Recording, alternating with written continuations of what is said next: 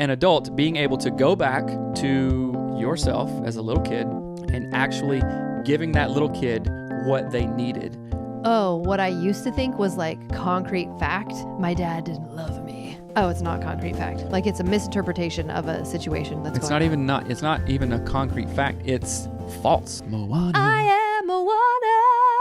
And then you immediately go, right? That's a state change. Right. It's your current self talking to your past self about your future self. Some of that is just like age and wisdom. Like the older you get, you realize, oh, I'm missing like 99.99% of all stories all the time, always. That's right. So maybe I'm not right. Thanks.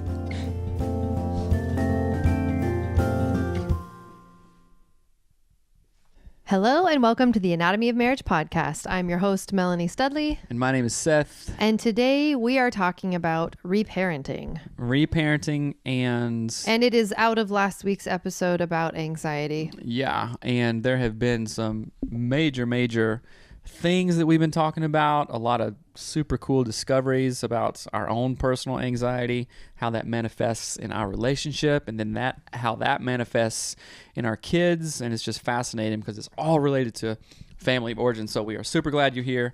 And review of the day, right? Yes. Another 5 stars. Is that surprising? No, because we're awesome. EMDR, Bad Thoughts, Etc. episode by Kadam22. Thank you so much for your podcast, guys. I enjoyed this episode a lot.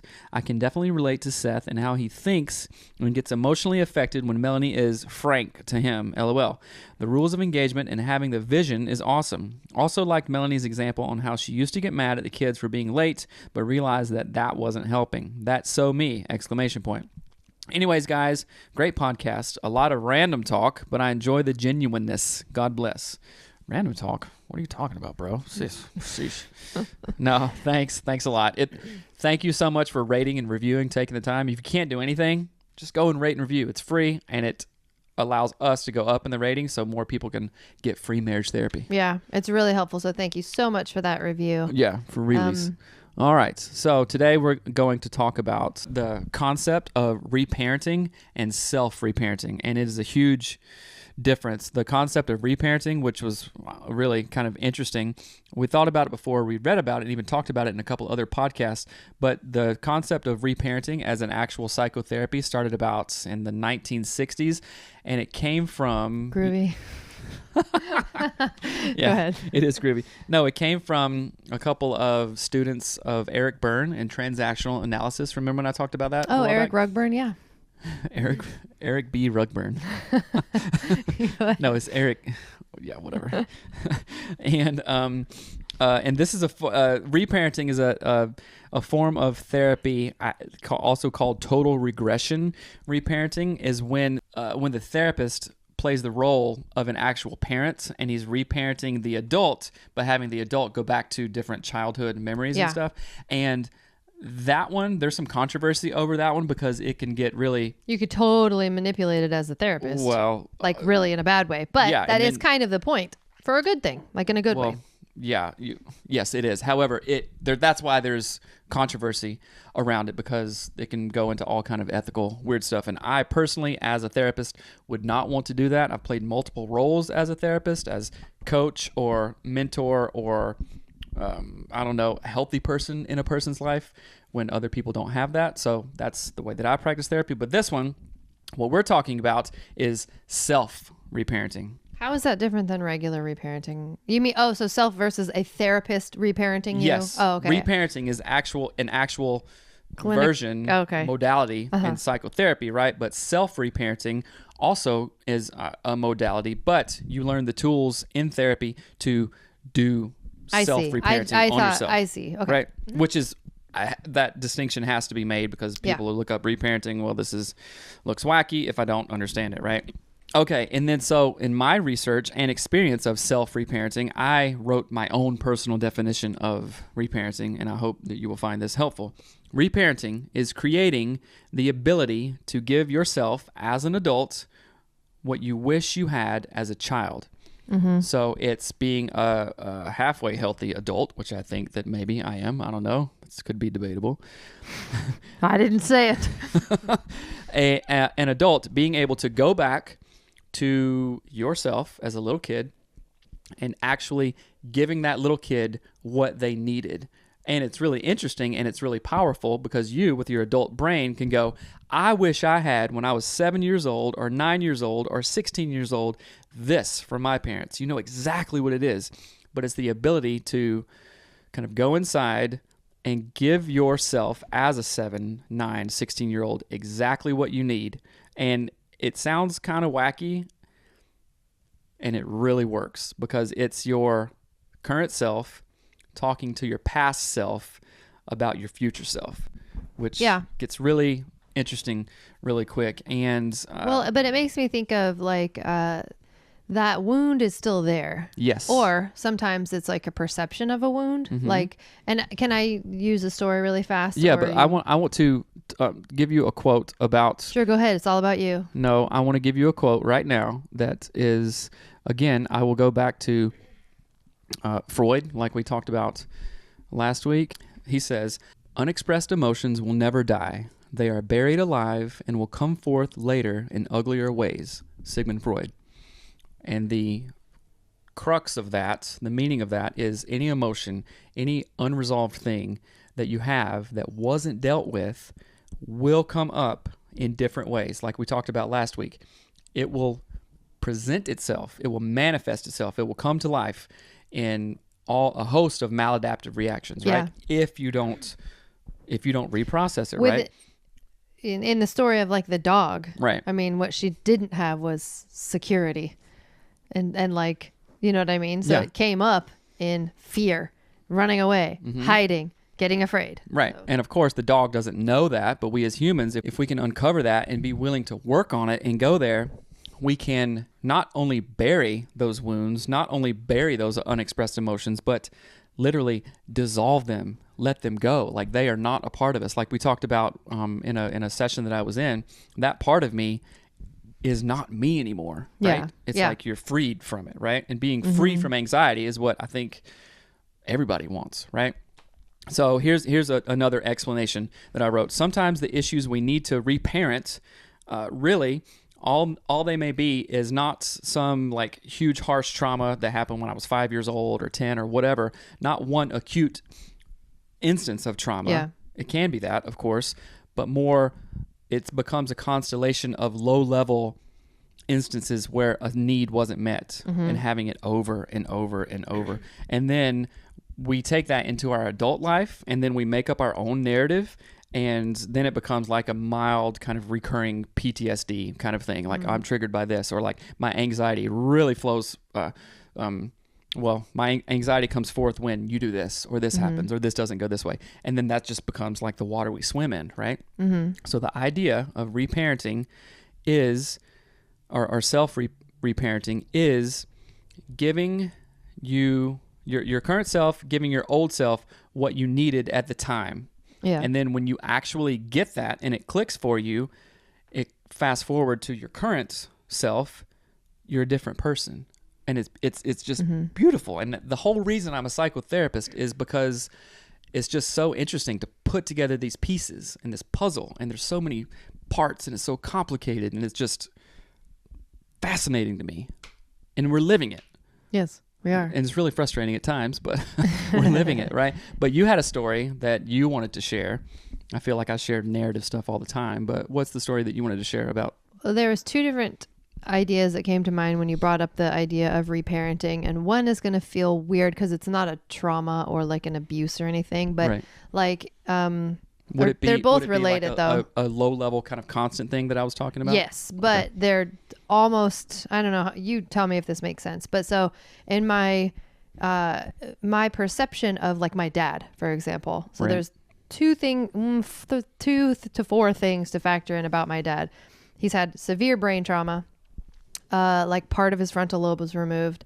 He's also Native American, and his grandmother, or my grandmother, his mom, was Native, and there's a whole host of trauma that goes into Yes. just how my grandmother existed as a person. Was she was nice, but it was like there was a lot of brokenness and trauma in like generational years and years and years of trauma. That Can I throw in a definition to our listeners? It's called multi-generational trauma, and then it's called historical trauma. Yeah. I didn't have to experience the actual trauma that my ancestors felt, but that gets passed on from generation to generation. Yes, and I used to think that was really stupid. I remember when you first told me that, I was like, yeah, that sounds real smart. But then when I mean, I really was just like, that does not sound real. Like, oh, this pretend hidden trauma. But if you think of it in like the way people behave, and then right back to the dog, Tina, did not experience abuse, but her mother probably did. And so the mother taught the dog to be afraid and act as if she had been abused. Yes. Right? That is historical trauma. Right. Yeah. And it's real. Are you kidding? Yeah. Sorry. Don't sidetrack. So anyway, you have to take into account those things, the nativeness of my grandmother and my father, but then also the head trauma of my father. And then how does that manifest in you right now? But no, so when I was a kid, I remember thinking, my dad doesn't really love me. Like he doesn't, like I knew he was like there, like he would help me if something bad happened, but he didn't know how to talk to me. He didn't like all these things. And there's so much to it. But then as sort of a young adult, I was like, I guess I just like, my dad just couldn't do that. Like we didn't care enough or whatever. Right. And there was a real sadness there. Yes. That, and then that same pattern was exactly, and to more degree, what I had with my grandmother. I did not feel close to my grandmother. She was the only grandmother I ever knew. Right. And I just felt like an acquaintance. This was a person in your life. She like, and nothing wrong with her, nothing bad about her. It just was no like fault I of her can't own, get right. close to her. And but then to the reparenting and self-reparenting piece of this, as an adult, and in season 1, I kind of reassessed with Matt and you about like, well, what is really happening in my thoughts and understanding about my dad and my grandma, sort of an extension, because it's kind of the same. Right. And it was like, if I can look at my grandma first and go, what was that all about? And it really was like, she had trauma that she could not, just like the dog could not get out of. She couldn't get out of that trauma, right. and it affected everything of how she spoke. And let's be really clear here. My grandma was nice. She wasn't weird. She wasn't mean. She didn't yell at me. She right. was nice. But there was something kind of keeping her stuck.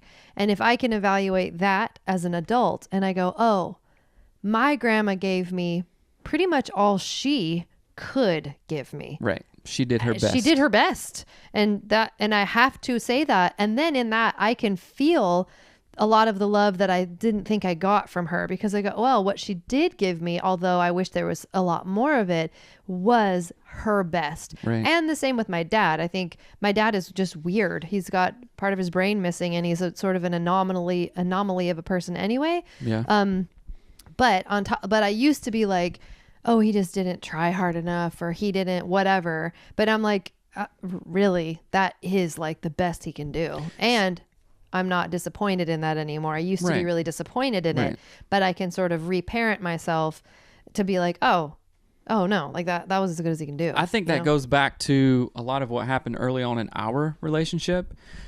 I wasn't not doing the right thing on purpose, right? Yeah. I was trying my best. However, you couldn't synthesize that at the time and make sense of it, and you just thought, he's being a jerk, he's doing all this stuff. And it, again, reminds me of the conversation that we had in episode 1 with Matt. Like, he can ask his wife, Bridget, do you think that I thought, here's the 1 through 5 top choices to do, number 1 being the best, I choose 3. Mm-hmm. Yeah, 3. No, nobody thinks that way unless you have a personality disorder or something.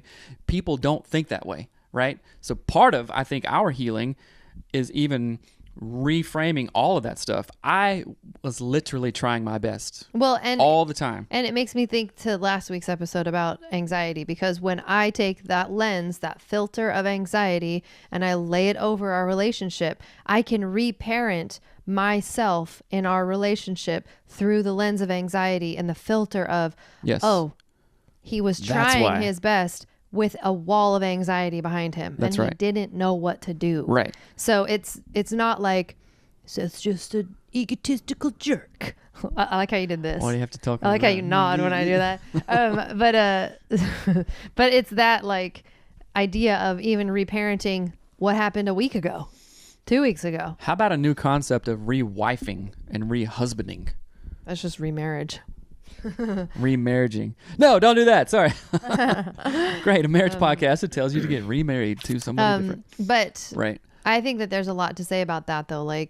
Or there's a lot in that idea where if I can look at our own marriage, not even my childhood, just our marriage, and I can reparent and reprocess through like, oh, the same way I can see my grandmother, she wasn't being mean to me. She Right. just didn't know how to be free with me. And you weren't being mean to me in the way that I understood it as a young married wife.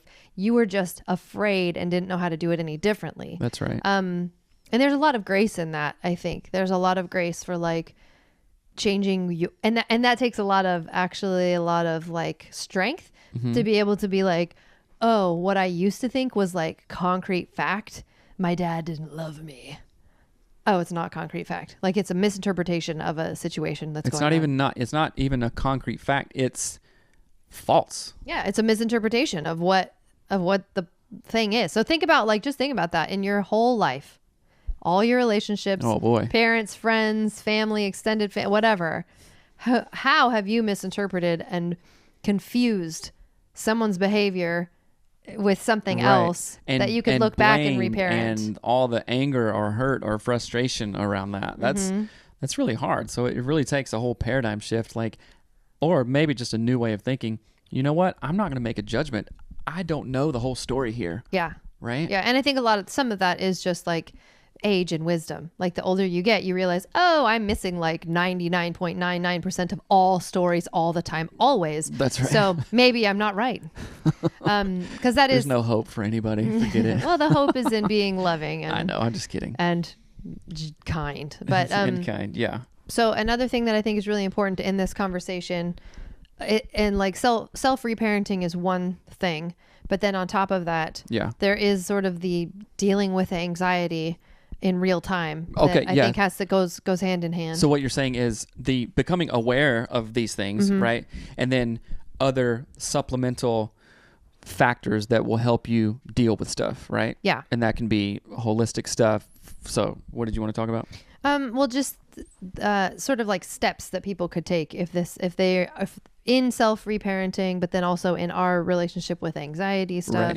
Right. And there's lots of aids to that. If So that coping makes sense. skills, right? Yes, coping skills, but also Right.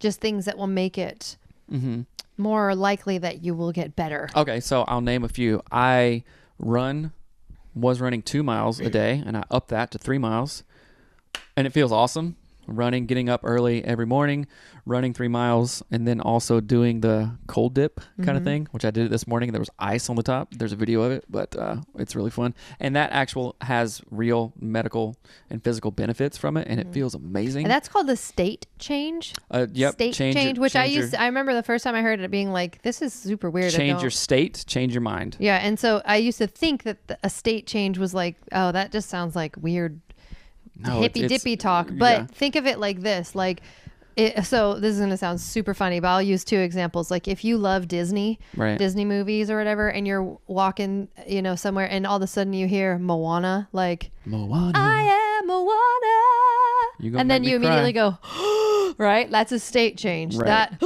is a state change. Or you're walking down the street and all of a sudden you hear like Russian deathcore metal.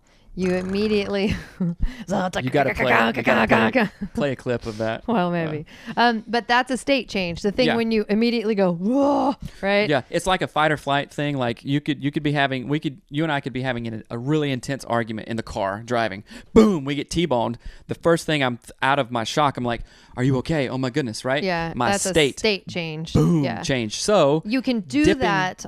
Dipping well, dots. you can do that through tons of ways, like through breathing, through exercise, through all kinds of stuff. I have grown accustomed to literally getting my whole entire body into a tub of freezing water in 32-degree weather, and it changes your state and it makes you feel great. Cold showers do the same thing. And cold showers really are great. Meditation, mindfulness practices, there's all kinds of things. So just go online, Google even some of these something things. like hiking, or a lot of them are physical. So lots of state changes involve your actual body. However, what has been most helpful to me is making sure that I do these state changes every single day, even on the weekend. I have to run. I have to do the cold dip. I have to journal first thing in the morning. That's a really big one. That will change your state. And it's a gratitude journal. So I change my state, whatever it's in. Usually it's pretty good in the morning, but then I instantly get a cup of coffee. What? I just imagined you as like Garfield. Like my state is pretty good in the morning, and I imagined you literally like cartoon Seth Garfield walking out with like squigglies above his head until he gets his coffee. Like this? But like upset, and then I'm normal. Oh, you're in normal? The kitchen, right? Going ding. No, but anyway, first thing, a gratitude journal. Second thing, run 3 miles. Third thing, do a cold dip in the morning. Another state change is Just Dance. That is the most that is a really state-changing awesome, game. Fun family. Yeah, we usually don't dance alone. That would be funny too. Oh, I do it when people are at work and at school. Awesome. I'm glad to hear it. That's rad. My favorite is but changing your state, and I don't know where that was going. But that's part of the self reparenting, and it's sort of like two wings on an airplane. Like just self reparenting is going to take a lot longer to actually figure out how to get that done. So you want to think of balancing it out with the other side of like state change. Maybe you need actual to go see a doctor. Maybe you need medication. There's all sorts of different things like anti-anxiety medication, but please be aware there's lots of side effects. Right. Do your homework and the research of negative impacts of these kinds of things. But it's good to understand that when Seth and I talk about self-reparenting and reparenting, we're not doing this in like a vacuum. It's related to all these other good things that we're doing, like state change. We try to be balanced, which balance is a thing that I am working on. But think of it this way. Well, we talked about it in season 1, biology, psychological, social. It's like the ABCs. I can't remember it unless I say them all. Psychosocial, spiritual. No. Social, who's your friend group. Spiritual, what is your connection to Creator, your higher power, God, whatever. And then also cultural. I added that one after grad school, which I still think is social. And then Tina Shermer Sellers also says sexual in that. She says biopsychosocial, spiritual, sexual. That's right. Yeah. So all of these things, I can't just learn one and then expect everything else to be balanced. It's like you have talked about before. It's a seesaw. In Indian country, we talk about a medicine wheel, which has all 4 components. If one is out of balance, that affects the other ones. It's going to be out of balance. You know what it's like? It's like having one flat tire on a bike. Like your front tire, great. It's got all the air. But then the tire in the back is making the bike go blah, blah. How about this? It's a one flat tire on like a 4-wheeler. Sure. I've never driven a 4-wheeler, but yeah. They're awesome. Quad. I've jumped one time. Like 100 feet. So cool. You didn't see it though.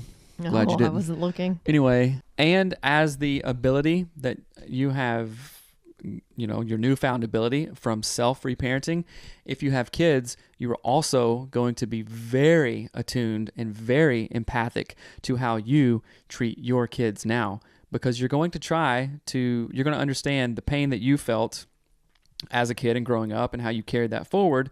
You're going to do everything you can to mitigate that, not in a helicopter kind of road snowplow parenting way, but like ever since maybe 2 weeks ago, since I discovered this, I was like, all the kids want from me is my time and attention. They're not dying to be corrected. Or which is the this thing or that like in Seth's journey is something he felt like he missed as a child, was like sort of the time and attention piece and the like getting the validation. Yeah, getting emotional needs met. There were like these little chips, like sawdust chips over and over. These little tiny things that weren't met, and they accumulated to this overall sense pile. of like I feel this, and so lots of stuff stemmed from that. Yeah, that's right. And so and his awareness of that. Going to therapy has given me a new awareness and some new tools and the ability to go back to that 7-year-old kid or 5-year-old or whatever it was. But then that also triggers an awareness in behavior in relationship to our children. Oh my goodness. So yeah. it's just like kind of a domino effect of like, I see it now in myself. Now I can go back and reparent. And then the dominoes fall from a more healthy position instead of this kind of broken position deficit down position. here. Yes. Yeah. So you've reset up your dominoes and now they can kind of all fall properly in a better way, in a healthier way. And it as a dad, and it's just as a man, as a human, it gives me so much joy to like literally sit there and be present with the kids. It's like, this is a gift that I will give 8 zillion times forever. And it just feels so good. And so it feels like that's how it should be. Yes, but there was a time in which it didn't feel like it was a thing you even should do. No, because it wasn't something he had learned. It felt like wrong. Well, like no, the kids need to learn this, or how are they going to learn? Or then other anxiety stuff about that. And I guarantee you that all of us have had that in some form or fashion, not to the degree of mine or whatever. And of course, there's much more worse things that people have gone through as well. But man, yeah, just the door, I guess the window that it has opened up in my life is really exciting. And I'm excited to see how it's going to manifest with the kids, with you, and how we continue to reparent, self-reparent, and love. So we've been talking about self-reparenting, and I recorded a thing a couple of days ago after a therapy session that I had, and I was alone, and I didn't even plan it out. I was like, I have to record this. I have to speak it out to myself. But wasn't it in the morning after your journaling? It was in the morning after I had journaled some stuff. The day after I had a session, and part of my homework was to check in with the 7-year-old, right? And 7-year-old version of himself. The 7-year-old version of myself. And it was, like I said, I was alone, and I recorded a 14-minute thing on my phone talking about that experience. And I even like got choked up like 3 times as I was talking through it, because it was so freaking powerful and unexpected and just so amazingly helpful. And we're going to tag that on to the end of this episode. And I really want you guys to have an open mind and listen to it. I'm sharing it because I think it's going to be helpful, right? It helps me to help you. And I really, really honestly hope that it's helpful. It's super powerful. And then after I recorded that, I told Melanie about it, right?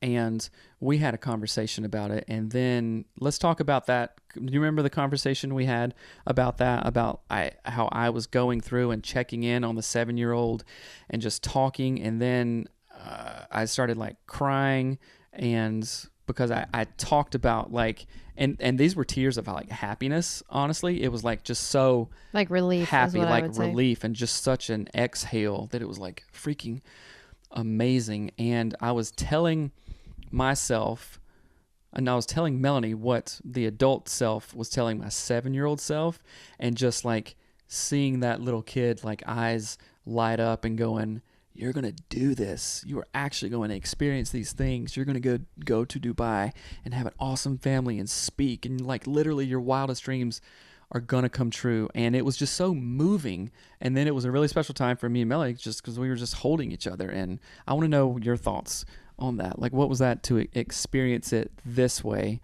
Not in a tears of like anxiety or like tripping out, but like a real like, oh, I'm breathing now. Yeah, I mean, I just feel like it's all good. I don't know how else to say it other than it feels like healing, going in the right direction, and good.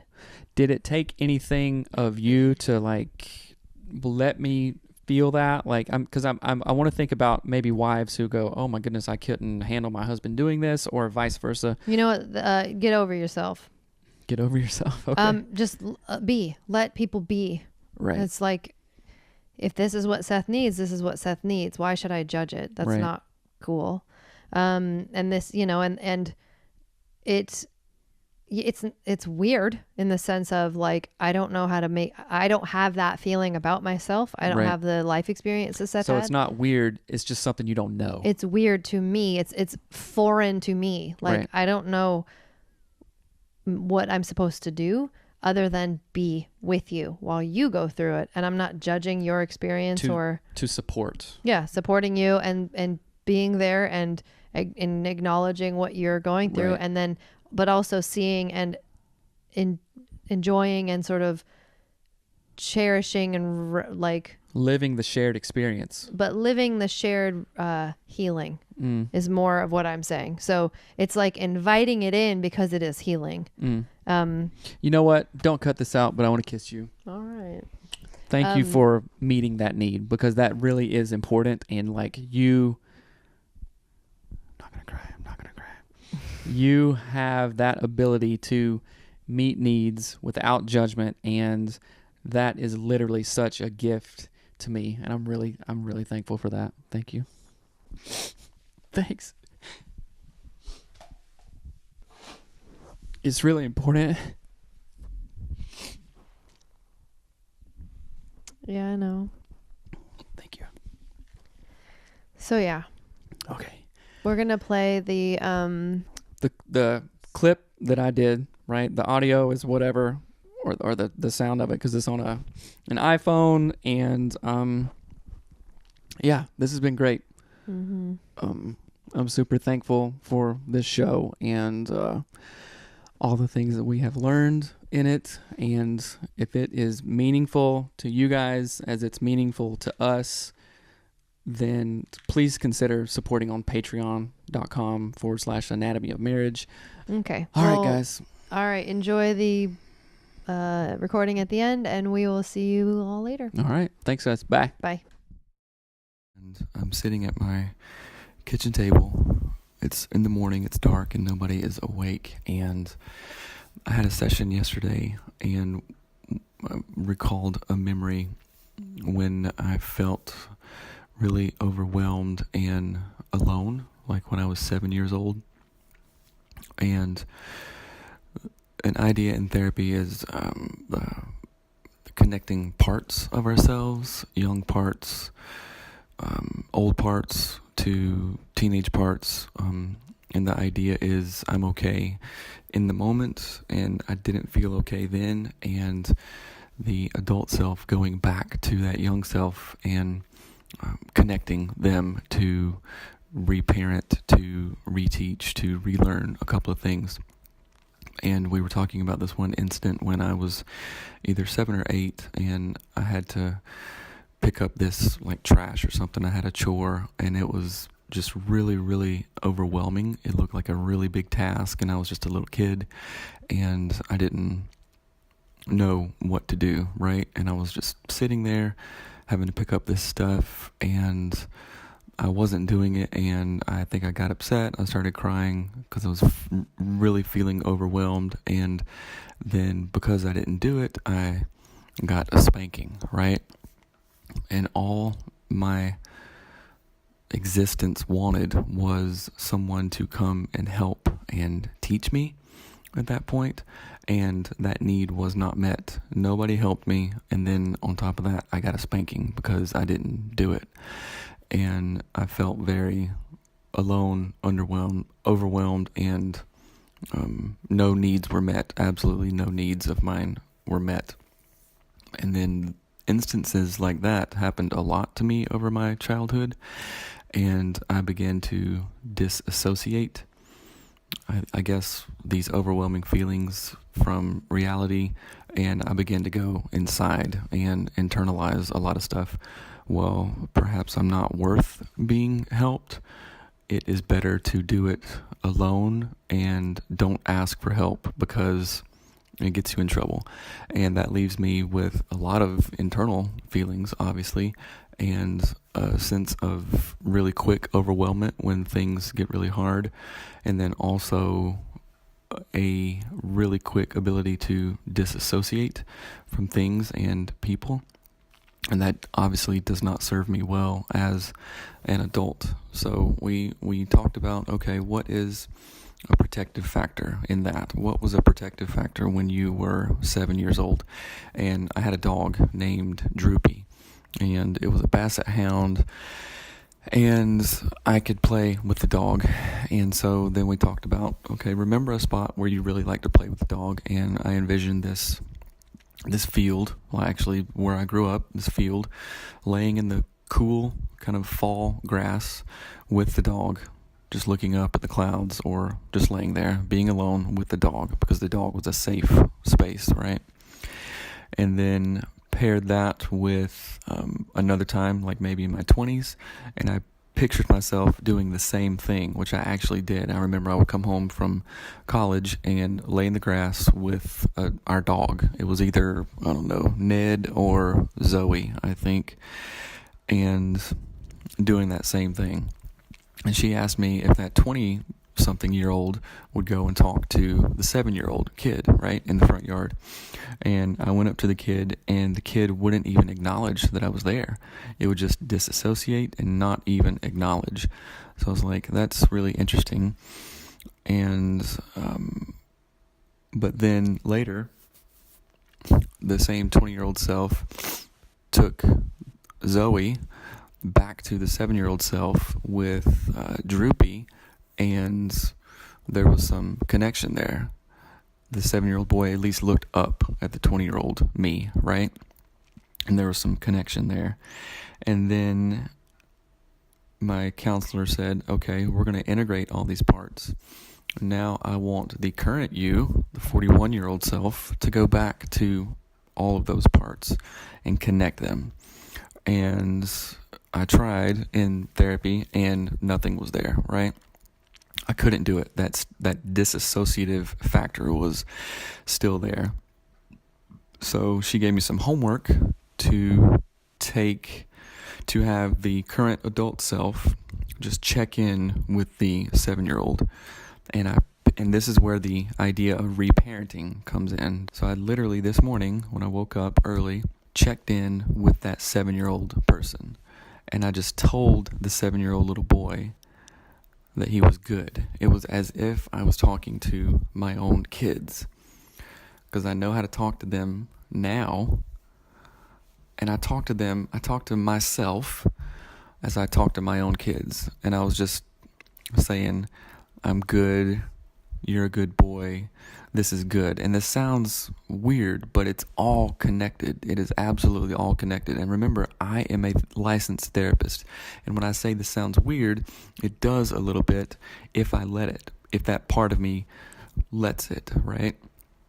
And on the same token, this stuff is real and it works. I've read hundreds of hours of literature on this stuff, and it absolutely works. So the adult me is talking to the 7-year-old boy, right? Telling him things are okay. And then as I was sitting at my kitchen table, my eyes are closed, I began to become attuned to that 7-year-old boy as an adult. And I was telling him what I know that he wants, because it's me, it's the same person. And I told him, I'm going to help you. I'm going to help you I'm going to help you do your chore. And that's exactly what the 7-year-old boy wanted. So it was reparenting. I was giving myself what I knew that I wanted at that age. And remember, my eyes were closed at the kitchen table, and I felt like I was out of my body. I felt like my whole body was like tilted 45 degrees, because that is literally what it felt like.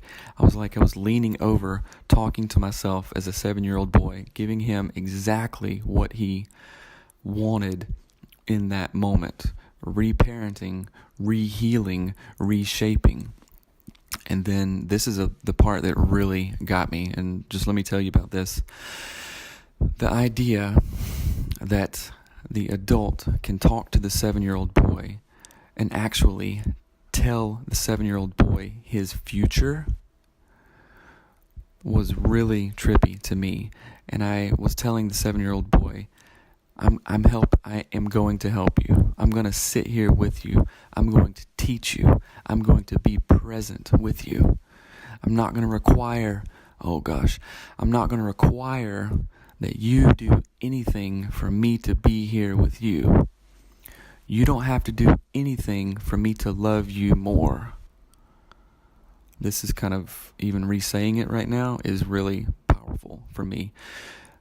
The adult was telling the 7-year-old me, you are perfect, you are good, exactly the way you are. You don't have to prove anything. You don't have to do anything. You don't have to say anything.